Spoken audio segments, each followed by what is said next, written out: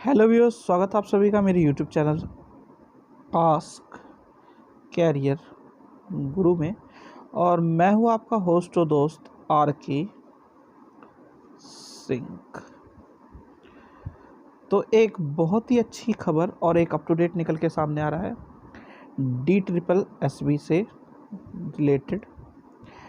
Up to date ये है कि PRT के रिक्रूटमेंट रूल में जो कि RR रूल्स है उसमें कुछ चेंजेस लाए गए हैं ताकि जो पर्सन्स है दूसरे पर्सन्स है उनको भी अलाउ किया जा सके। तो ज़रा इसे देख लेते हैं। अगर बात करें इसके लागू होने की, तो ये अधिसूचना जो जारी की गई है 24 फरवरी 2022 को जारी की गई है शिक्षा निदेशालय द्वारा, यानी government of national capital territory of Delhi के द्वारा। और इसका नाम दिया गया है इन्होंने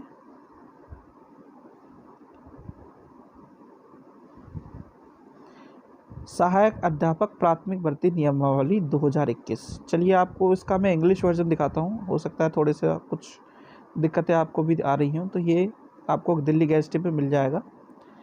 चलिए इसके इंग्लिश वर्जन इसका दूसरे भाग में है, पहले हिंदी में ये पार्ट आपको मिलेगा देखने को।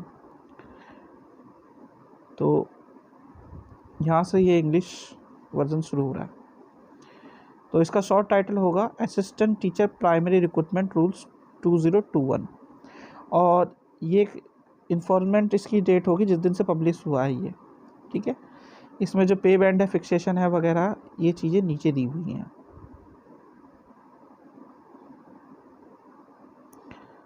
तो अप्रॉक्सीमेटली जो नंबर ऑफ पोस्ट है वो है 4061 2021 जो ईयर है उसके बेस पे। रिमार्क है कि ये लेवल 6 की 35,400 से 1,12,400 तक की वैकेंसी है पे मैट्रिक्स में।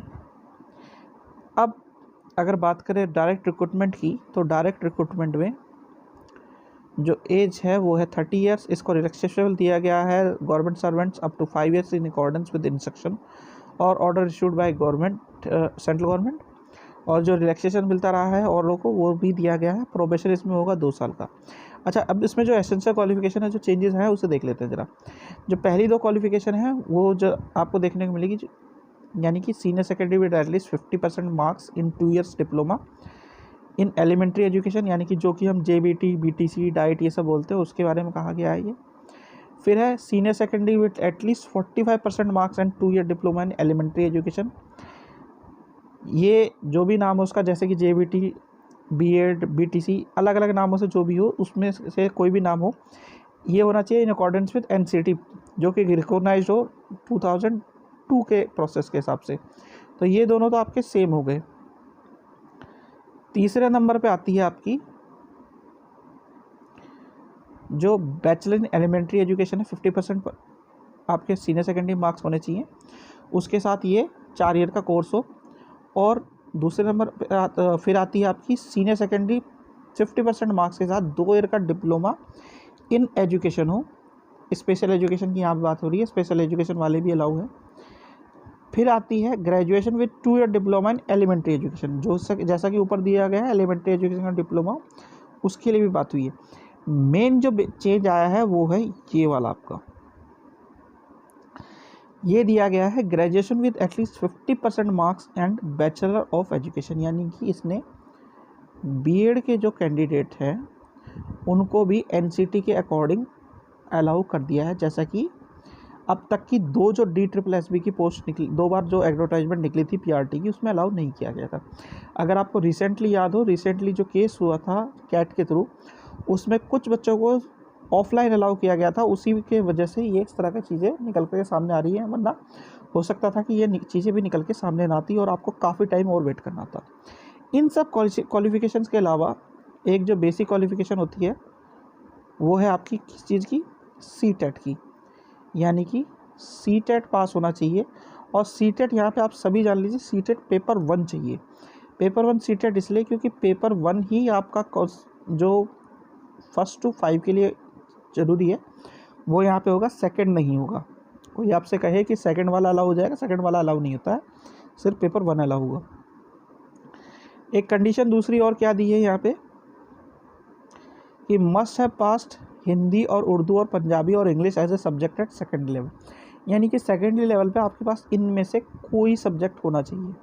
ठीक है, ऊपर जो नोट था मैंने जो बोला था कि एज रिलैक्सेशन का सेंट्रल गवर्नमेंट के अलावा जो मिलता है वो आपको दिया हुआ है। 5% का जो रिलैक्सेशन है वो किस में दिया हुआ है आपका, SC ST OBC और PH के लिए, किस में, जो रिजर्व कैटेगरीज है उनके लिए क्वालिफाइंग मार्क्स का, और जो क्वालिफिकेशन का रिलैक्सेशन है वो कॉम्पिटेंट अथॉरिटी पे है, जो कॉम्पिटेंट अथॉरिटी के हिसाब से होगा।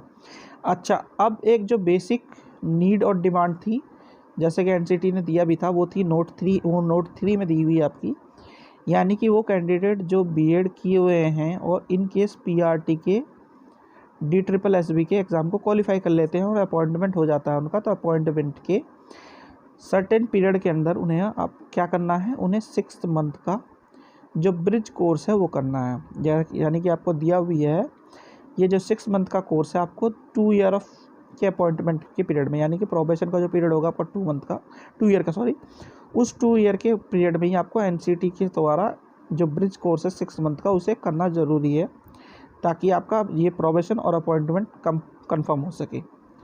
एक्सपीरियंस की बात करें तो एक्सपीरियंस कोई नहीं है यहाँ पे।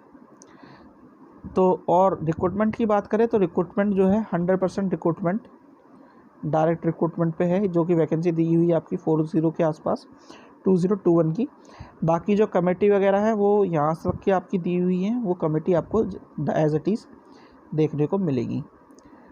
ठीक है, तो ये एक बहुत अच्छी चीज़ निकल कर के सामने आ रही है। इससे आगे वाले जो वैकेंसी आने वाली हैं DSSB की, उसमें जो B.Ed एस्पिरेंट्स ट्राई मार रहे थे काफ़ी टाइम से KV NVS की वैकेंसीज़ के लिए भी, वो इस वैकेंसी में फॉर्म भर सकेंगे। अगर ये सभी के लिए एक अच्छी इन्फॉर्मेशन होगी। आशा करता हूँ आपको वीडियो अच्छी लगी होगी। अगर वीडियो अच्छी लगी हो तो चैनल को सब्सक्राइब करें, वीडियो को लाइक करें, शेयर करें। Thank you.